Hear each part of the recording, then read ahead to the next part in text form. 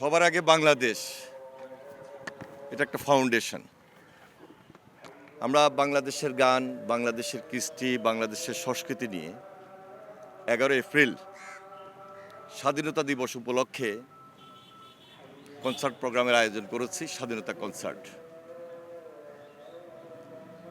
এই প্রোগ্রামটি এই মুহূর্তে এই কারণে জাতির কাছে অত্যন্ত গুরুত্বপূর্ণ যে সম্পূর্ণভাবে বাংলাদেশের কালচারটাকে নিয়ে আমরা এই প্রজন্মের সামনে আমরা হাজির হচ্ছি।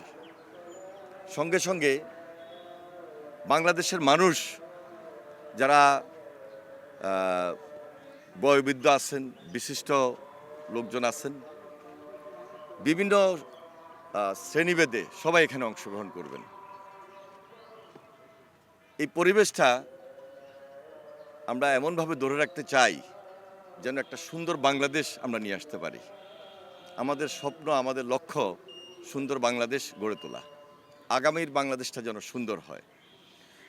বিএনপির ভারপ্রাপ্ত চেয়ারম্যান জনাব তারেক রহমান তার সম্পূর্ণ চিন্তা, দূরদর্শিতা এবং ধারণা থেকেই সবার আগে বাংলাদেশ এই ফাউন্ডেশনটি আত্মপ্রকাশ করেছে 16 ডিসেম্বর। এর আগে আমরা ঢাকাতে মানিক অ্যাভিনিউতে একটা কনসার্ট করেছি, বিজয় কনসার্ট। এই মুহূর্তে আমরা দেশের 4টি বড় বিভাগ যেটি ছিল, সেই বড় বিভাগ খুলনা, রাজশাহী বলতে বগুড়া, ঢাকা এবং চট্টগ্রামে 4টি কনসার্ট প্রোগ্রাম অনুষ্ঠিত হবে একই দিনে। তা আমার মনে হয় এই প্রোগ্রামটিতে সবার উপস্থিতি আমরা এমনভাবে আহ্বান করছি যে সবাই যেন খুব দায়িত্বশীলতার সহিত, শৃঙ্খলার সহিত সুন্দরভাবে আমাদের এই প্রোগ্রামে আসেন। সবাইকে আমরা আমন্ত্রণ জানাচ্ছি। পাশাপাশি আমরা বাংলাদেশের গান, বাংলাদেশের কৃষ্টি এবং কালচারকে প্রাধান্য দিচ্ছি। এখানে বিনদেশি গান বলতে আমরা কোনো হিন্দি বা উর্দু আমরা সেই গান নিয়ে আসছি না।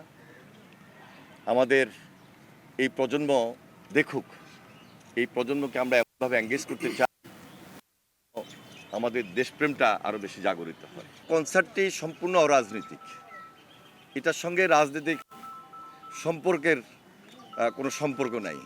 তো সুতরাং ওটা রাজনৈতিক আলোচনা, আর এটা হলো সম্পূর্ণভাবে বাংলাদেশের আমরা যারা বসবাস করি, জাতি, ধর্ম, বর্ণ নির্বিশেষে সবাই আমরা এখানে একত্রিত হচ্ছি। আমাদের প্রায়োরিটিটা হচ্ছে বাংলাদেশকে নিয়ে, বাংলাদেশকে সামনে রেখে আমাদের মধ্যে ঐক্য থাকবে। সেই ঐক্যটা যেন সুদৃঢ় হয়, বাংলাদেশের জন্য হয়। এখানে আমাদের দেশপ্রেম, সেটাকে আমরা একটা জাগরণের মধ্যে নিয়ে আসতেছি এবং একটা ঐক্যের মধ্যে নিয়ে আসছি।